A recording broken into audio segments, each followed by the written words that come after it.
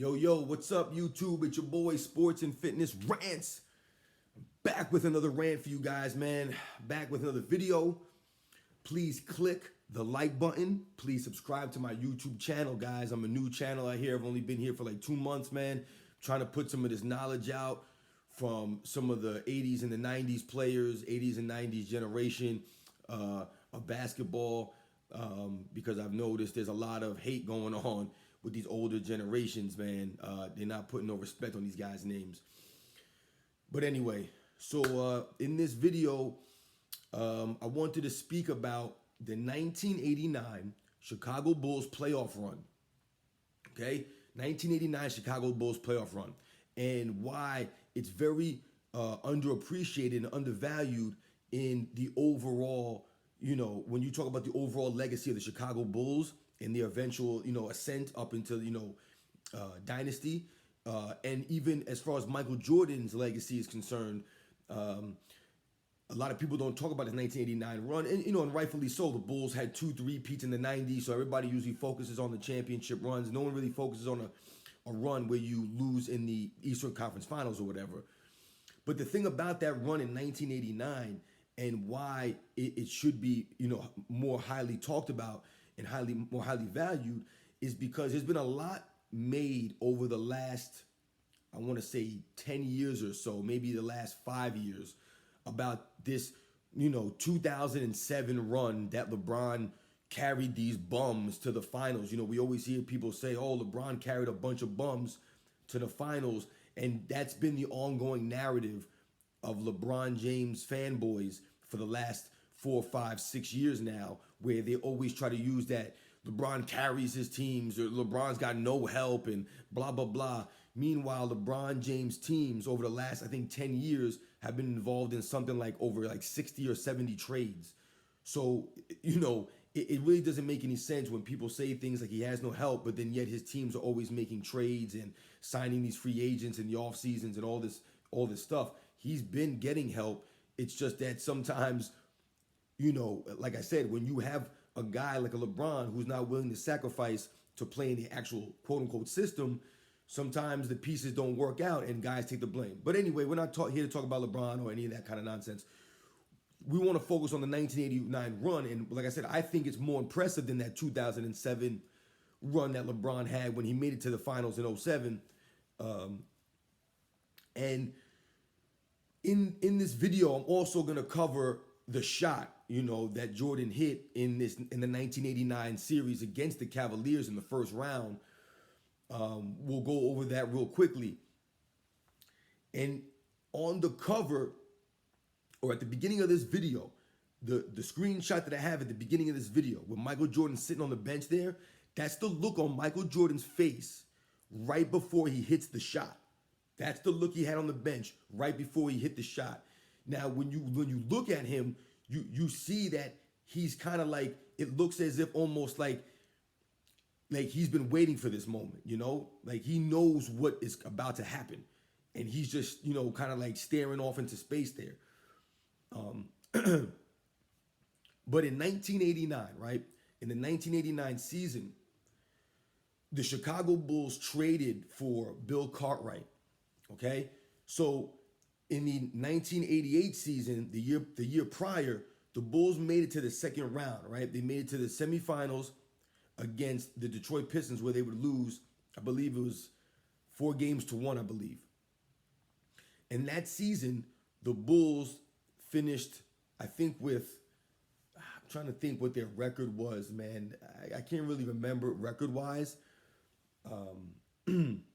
Maybe they won like 48 games or something like that or whatever. But anyway, in the 1988 season, they had Charles Oakley there. Charles Oakley was a fan favorite. He was a really good friend of Michael Jordan. Even to this day, him and Michael Jordan are really good friends.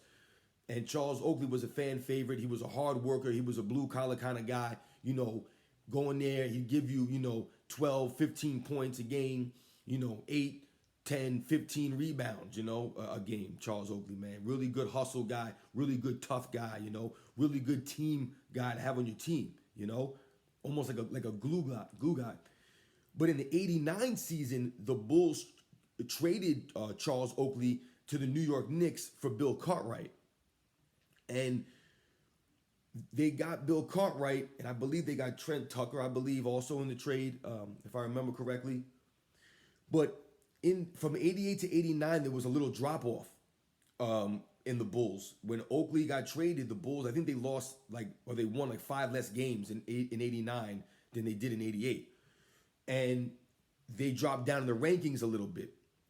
And contrastly, the New York Knicks, when they acquired Oakley that season, they actually improved in wins. I don't remember how many wins exactly they improved in, but the Knicks actually got better.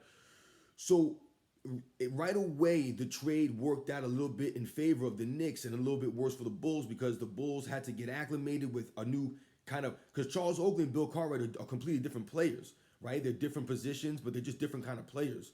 So the Bulls, there was a little growing area there that first year. So anyway, the Bulls had lost some wins, right? So going into that first round of the playoffs against the Cavaliers, right? The Bulls were not the favorites, right? The Bulls were not the favorites. So when you talk about, these playoff runs or these magical runs that, players have had and teams have had in their careers, it's often talked about like that because they're the underdogs, right? They weren't really supposed to win, or they really weren't supposed to be there, but yet they were found a way to get it done, right?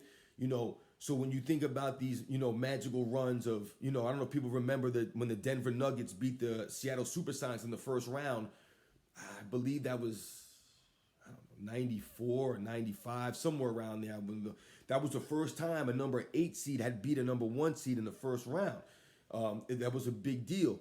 I don't know if people remember the We Believe Warriors of like the early 2000s.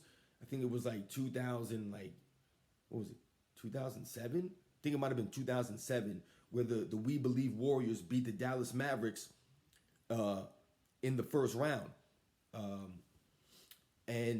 So, when things like that happen, underdogs beat teams. Now, the Bulls were not the 8th seed and the Cavaliers were not the 1 seed, but I believe the Bulls were the 6th seed and the Cavaliers were the 3 seed, if I remember correctly.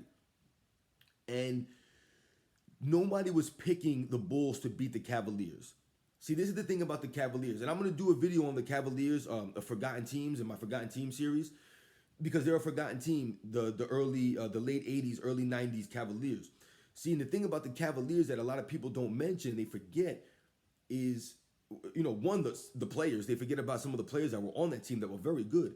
And 2, they forget that the Cavaliers were being regarded by people in the press and people on these, sports shows like ESPN and stuff. They were being touted as the next up-and-coming team in the Eastern Conference. They were supposed to be the team going into the 90s, right? It was the Detroit Pistons, and then it was supposed to be the Cleveland Cavaliers. They were supposed to be the next man up. It wasn't supposed to be the Bulls. And that's what makes his 89 run, and that's what makes that shot by Jordan such an iconic moment. If the Bulls were the number 1 seed and the Cavaliers were the 8th seed and they were playing in the first round and the Bulls needed a 5-game series and Michael Jordan to hit a game winner at the end to win that series, it wouldn't have been as iconic, right, guys? It would not have meant as much because they were supposed to win that game. They were probably supposed to sweep that team if that would have been the case. But the fact of the matter was the Bulls were a underdog against the Cavaliers. They were not supposed to win, even with Michael Jordan. And why is that? Because that's all there was. For the first 3-4 years of Michael Jordan's career, and for the Chicago Bulls with Michael Jordan, it was all Jordan on the offensive end especially. That's all they had. They had nobody else. Then when they got guys, they drafted guys like a Horace Grant and a Scottie Pippen, those guys took a couple of years to develop. So when you have years like 88, 89, and 90, those are the developmental years for these guys, Scottie Pippen, Horace Grants. Even a Bill Cartwright, even though he was a veteran and knew how to play, his best years were behind him. So they also needed, Bill Cartwright to adjust to a role, right? And to become more of a role player. So all these things took a couple of years. But in those late 80s, early 90s, man, the Cavaliers, they were supposed to be the next team up, man. When you look at the talent on that Cavaliers team in that 1989 series, top to bottom, the Cavaliers have way more talent, top to bottom. Like I said, especially when you talk about guys like a Horace Grant and a Scottie Pippen, where they were at in their careers at that time, compared to a guys like a Brad Daugherty, a Larry Nance, a Mark Price, a Ron Harper, a Craig Elo. When you talk about guys like that, a Hot Rod Williams, Mike Sanders, they had veterans, also younger players that were more talented than the Bulls team was at that time. The Bulls lineup, people, when you hear a lot of people or Jordan detractors talk about the Bulls, all they ever talk about is Scottie Pippen, or they bring up Dennis Rodman. But that's the funny thing. Think about it. They only can bring up two teammates of Michael Jordan. There's no other names that they can drop. You know why? Because we've forgotten these guys, right? You've forgotten guys like a Craig Hodges. You've forgotten guys like a Brad Sellers. You've forgotten guys like a Dave Corzine. You've forgotten guys like Stacey King. You've forgotten guys like what's his name? BJ Armstrong. Like, these guys have been forgotten, and that's not to say that they're not good players or they weren't, solid NBA players. But that's the point, is that people forgot about these guys. So when they try to make it seem like Jordan was playing with all these all-stars or all these, Hall of Famers, it makes you scratch your head, because I watched these games and I remember these teams and they were not stacked. And like I just told you, as a matter of fact, the Bulls were top to bottom from talent-wise. You look at the entire rosters. A lot of times the Bulls roster was not as talented as the team that they were playing or going against. But what did they have? They had a guy like a Jordan who was the ultimate competitor and the ultimate leader. And then you had all the other guys that knew their roles very good. Scottie Pippen, as much as I know he must hate to be known as Jordan's sidekick or as a, quote unquote Robin. Scottie Pippen should have more pride in that, because Scottie Pippen played that role to a T. There's been a lot of guys in history who were supposed to be, a quote-unquote sidekick or quote-unquote Robin or a second player on the team, and they couldn't do it. They couldn't even do that. Scottie Pippen was able to excel as Jordan's running mate, and that was not an easy thing for him to do, and yet he still doesn't seem to be okay with that, and that's sad. But hey, Scotty, man, if you see this video, man, you should be content with your career, man. You were a great player, man, and you contributed a lot, and people respect and appreciate what you've done for the Chicago Bulls and for the city of Chicago. It's unfortunate that you feel the way you do, and maybe you don't get the credit that Jordan does, but nobody gets the credit that Jordan does. No one's as popular or ever will be as popular, as famous as Michael Jordan was, and that's which is crazy. But that's just the truth of the matter, man. But that's another video for another day. Back to this Cleveland Cavaliers team. So going into that game, Michael Jordan was doing a lot of trash talking, as far as because he saw that a lot of these reporters were picking against the Bulls. They were saying the Bulls were going to get swept. They were picking the Cavaliers in 4 games. Some people were picking the Cavaliers in 5 games. And Jordan, in fact, himself said that they were going to beat the Cavaliers in 4 games. He did say that. They ended up beating Cavaliers in 5 games, but he was out there talking because he saw that everybody was picking against them. Another thing that people need to realize also about this 1989 Cleveland Cavaliers team that the Bulls played in the first round that year. And I'm sorry if this video goes a little long, guys. I know that's why it's called rants, man. I rant and I saw rumbling and going on and stuff. But anyway, another thing about that team is, back in those days, you would play certain teams in your conference a certain amount of times. And the Bulls played the Cleveland Cavaliers 6 times that season. 6 times they played the Cavaliers that season.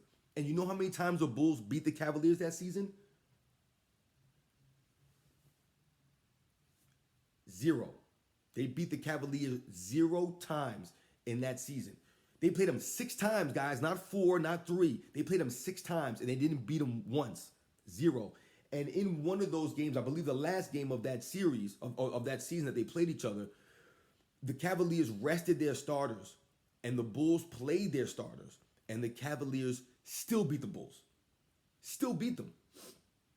So you see why people were picking the Cavaliers to beat the Bulls in the first. The Chicago Bulls had no business beating the Cavaliers in that first round. No business whatsoever. And yet the Bulls were able to beat the Cavaliers 3-2 with the final win coming on Cleveland's home court. And when you look at that game in detail, that last game, that game 5 in depth, I think Jordan scored like 44 points or something like that. The Chicago Bulls in that game were getting beat by the Cavaliers to all the loose balls, to all the rebounds. Like I think they were like 2-1 on the rebounding edge against the Bulls. Like I said, they were getting to all the loose balls. They were just out hustling the Chicago Bulls at the beginning of that game, and even into halftime. Now it was a close game throughout. There was no real advantage, on the scoreboard wise, with one team up a significant amount of points or whatever. In the second half, the Bulls began to turn the tide a little bit against the Cavaliers, and I believe at one point they were up by 5 points in the second half. I believe, maybe in the fourth quarter, and the Cavaliers came back with I think a 6 or 8-0 run to take the lead. And the interesting thing about that game 5 in '89 was that Michael Jordan wasn't really that sharp in the game. If you watch the game, which you should do, shout out to Tremendous Upside on YouTube, yo. You guys should check out his channel, man. The dude posts a lot of great games from back in the days, man. And there's really no excuse, guys, to not, really watch and study and see some of the history of the NBA. If you're a true fan and you want to see how games were played back in the 80s and the 90s and the 70s and so on, Tremendous Upside, man. Shout out to that guy, man.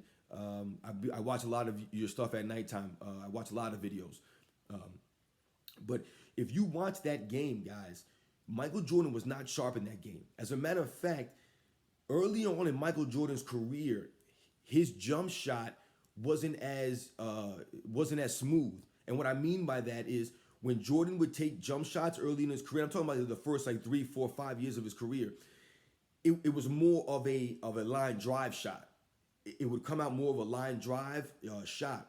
And as he developed more, by the early 90s, 91, 92, his jump shot would have a little more arc on it. Because if you watch Michael Jordan the first 3 or 4 years of his career, 4 or 5 years, a lot of times when he shoots a jump shot, you'll notice that it would hit the rim a lot more. And it would either rattle in. He had a lot of rattlers in his first 3 or 4 years. It would rattle in, or it would roll in, or it would bang in, like a lot of those. And then as you see his career, as he gets older and progresses in his shooting, a lot of his shots would hit less rim. It would be more all nets or more, or it wouldn't be any of those rattlers that you would get early on. Also, Michael Jordan's glass game is very underrated. Even to this day, you don't hear a lot of people talking about him. Michael Jordan had great off the backboard jump shots, man. Very good off the backboard, man. He could play that backboard just as good as someone like a Tim Duncan, who's known for that. But in that game 5, Jordan was not sharp, man. A lot of his shots were either coming up off the rim short or they were coming off the back iron long. And shout out to Ron Harper, man. Ron Harper was playing tough defense all game, and so was Craig Elo on Michael Jordan. But Ron Harper in particular, man, was all over Michael Jordan. And that's another thing about the Cleveland Cavaliers and that '89 run that the Bulls had. The Cavaliers, Ron Harper was supposed to be like a Michael Jordan. He was supposed to be like another Michael Jordan in that era, Like if Kobe was supposed to emulate Jordan, Ron Harper was like a Kobe, you know what I'm saying? Like he was the athletic wing guy, same kind of build as Jordan, same kind of skills, except he just never developed the way that Jordan did. And he also had a significant knee injury that kind of, derailed some of his career, so to speak, or whatever. But Ron Harper at that time, man, was, like I said, right there athletically with Michael Jordan in certain aspects and stuff. And he played hellified defense on Jordan all game and stuff, man, to the point where he drew a couple charges on Jordan, I believe. He blocked a couple Jordan shots. He stripped Jordan a couple times. And the thing about it was, at that time, Phil Collins, Doug Collins, who was the coach of the Bulls, had Michael Jordan playing point guard. So a lot of the times, Michael Jordan had to bring the ball up against full court pressure or against half court traps or, full court presses, things like that. So that takes a lot of starch out of your shot, man. It takes a lot out of your legs. But the reason I'm saying that Jordan was struggling that whole game shooting-wise, he wasn't as crisp as what I'm trying to say, is that also contributes to that last shot being just that much more amazing. This wasn't a game where Michael Jordan was crisp all game, man. He was sharp all game. Like I said, he did put up the 44 points, I believe it was. but it wasn't a crisp 44. You know what I'm saying? It was basically a 44 that it was out of necessity. No one else could get anything going. Like Pippen wasn't really knocking anything down. Like I said, he was still in his infancy at that time. Horace Grant wasn't anybody. It was basically Jordan and Bill Cartwright. Those were the two guys that kept the Bulls in that game all game. Was Jordan and Bill Cartwright. Craig Hodges, shout out to Craig Hodges. He did hit some key shots in that game as well. And so did Pippen. Pippen hit a huge three towards the end of that game. I believe with like a minute or so left, maybe even less time. Pippen hit a three. But when you look at that game, man, like I said, the Bulls had no business winning that game 5, and they had no business winning that series. Like I said, when you look at the talent on the Cleveland Cavaliers, they should have won that series handily. But that was the beginning of the rise of Jordan's greatness. So Jordan makes that shot, right? The Bulls move on to the next round where the New York Knicks were waiting. And the New York Knicks, I believe that season, if I'm not mistaken, the Knicks were trying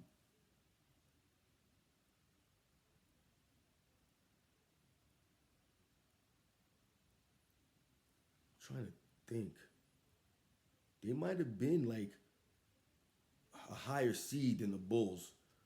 And the New York Knicks, man, were really a really tough team. Like I said, this was the first year with Charles Oakley. The Knicks had won some games that year. You know, they kind of moved up where the Bulls had kind of fell down when Oakley left. And the Knicks, man, once again, the Bulls did not have the talent on their team that the Knicks had on their team. You know, the Knicks had obviously Patrick Ewing. They had Charles Oakley, but they had guys like Mark Jackson. They had guys like a Kiki Vandeweghe. They had guys, I'm trying to think if Maurice Cheek was on that team. Or Doc Rivers. I can't remember. But they had talent on that team, man. You know, I believe Kenny Skywalker was on that team. They had guys on that team. The Knicks had a deep team. I think they were coached by Rick Pitino, I believe. So you had a competent coach also. And the Bulls were not supposed to win that series either. You know, and, you know, so we're talking about the 89 run, right? So, you know, when people, you know, talk about the Bulls, you know, they always talk about those 90s teams, but that 89 run, that was their first major run because they would end up eventually beating the Knicks. I believe it was 4-2, or maybe even 4-1. But they would eventually beat the Knicks team, right? And they would end up in the Eastern Conference Finals against the Detroit Pistons. Now, I didn't go into too much depth on the New York Knicks or whatever, because there's been, you know, the Bulls, you know, they played the Knicks a bunch of times, late 80s and into the early 90s. And I made a video on the 1990 to 93 Knicks. Those 2-3 seasons they had, they were very tough to beat, man. Where they almost seemed as if they were going to be the emerging team also. And that's another thing too about the Eastern Conference in the late 80s and going into the 90s, whether the Pistons were the team and the Boston Celtics were the teams, you know, all throughout the 80s, the Sixers, the Milwaukee Bucks, all throughout those early to mid 80s. In the late 80s, you started to have a changing of the guard. Where, like I said, you had people talking about the Cavaliers were going to be the next team up. You had some people talking about the Atlanta Hawks. They were supposed to be another team that could maybe rival the Pistons. And then you had the New York Knicks that people thought were going to be another up-and-coming team because of the way that they were constructed. They were a very physical team. Like I said, they were well coached, and they had a star like a Patrick Ewing.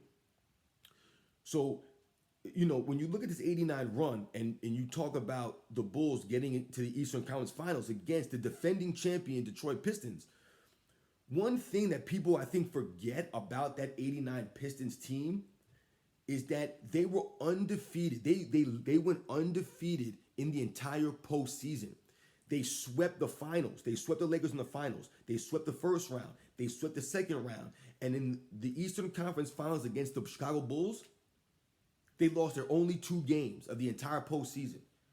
That's right. The Chicago Bulls of 1989 were the only team in the NBA that year, in the postseason, to beat the Detroit Pistons. The Pistons won every single game they played except for 2, and those 2 were to the Chicago Bulls. That's how tough that 89 Chicago Bulls team was. The Chicago Bulls in 1989 were the number 1 defensive team. That Cavaliers team that they beat in the first round was the number 2 defensive team that year. Okay? So the Bulls, it wasn't a mistake that they were going on that run. They hung their hat on what got them there. They played hellified defense and they relied on Michael Jordan on offense. That's the way Doug Collins played it, man. We're going to play hard defense, keep the score low, and Jordan will dominate. And he'll take over late in the game. And that's what he did in most of those games. The Bulls would keep it ugly, keep it close, and then Jordan would come through at the end for you, you know? Or throughout the game, Jordan would just be too much and overwhelm teams with his 40, 45, 50-point outbursts, man. This was young Mike, guys. This was 1980, 89 Mike, man, where he was dropping 40 and 50 on you like it was nothing, man. I'm telling you. And in that Eastern Conference against the Detroit Pistons, the Bulls, I believe, actually won. I believe they won the first game, or maybe not the first game, but I think they were up 2-1 at one point, I want to say. They were up 2-1, and they were in the driver's seat. Not really the driver's seat, but I think they were playing above themselves. That's what happened. They were up 2-1. The Detroit Pistons might have taken them lightly, you know, whatever it was, which I don't know if they really were, because like I said, they were undefeated up until that point. So they were there for business. You know, they really wanted to repeat because the Lakers had repeated, the Boston Celtics had repeated. They really wanted to be repeat champions also. That was a big deal, man, to match your predecessors. You know, everybody, you know, Magic and Bird were going at each other, and Isaiah wanted to go at Magic and Bird. And that's what Jordan was attaining to. He wanted to go at Isaiah, Magic, and Bird. You know, that was his height. They went back to back. I want a three-peat. That was his mindset. So, you know, they were up 2-1, and then they would go on to lose 3 straight and lose 4 games to 2, whatever. But when you look at that series, like I said, that was early on in the development of Scottie Pippen and Horace Grant. They had just acquired Bill Cartwright, so he was still trying to find his rhythm in on the Bulls. And Michael Jordan was still trying to find the best way to lead the Bulls past the Pistons. And they almost got it done. They lost 4 games to 2. But like I said, they were the only team that year to beat the Pistons in the postseason. I really thank you guys for staying this long through the video. I know it was kind of long. I was rambling a little bit there. But I feel like people don't know about that 1989 run and, you know, how impressive it really was, man. You're talking about the Bulls as underdogs against all these teams that they weren't supposed to beat. And we're talking about, you know, really good teams, man. That Cavaliers team was really, really good, man. I believe they won 57 games or something that year. I think the Bulls won like 47. I think the Knicks won like 52 or something like that games that year or whatever it was. And obviously the Pistons, I believe the Pistons were like 67 wins or something that year, or some crazy 64 wins or something like that they won. And like I said, they only lost 2 games the entire postseason. They swept the Lakers in the finals. So when you look at that run, man, that's very impressive. Like I said, especially for at the stages of their careers that Jordan, Pippen, Horace Grant were. Doug Collins was a young coach. And that would be the last year that he would be the head coach. Then the following season, Phil Jackson would take over as the head coach of the Chicago Bulls. And then they would, you know, go on to have the success they had. So thank you for watching my video, guys. As you can see, the 1980 run by the Chicago Bulls was very, very underrated. And it was a very, very tough run. They had no business being in the Eastern Conference Finals in 1989. But because of the greatness of Michael Jordan and the defense of the Chicago Bulls, they were able to push past the Knicks and the Cleveland Cavaliers to make their first Eastern Conference Finals. So please click the like button, subscribe to my channel, and stay tuned for more videos. You know, guys, leave your thoughts, opinions, whatever it is on there. And I'll see you guys. Take it easy, all right?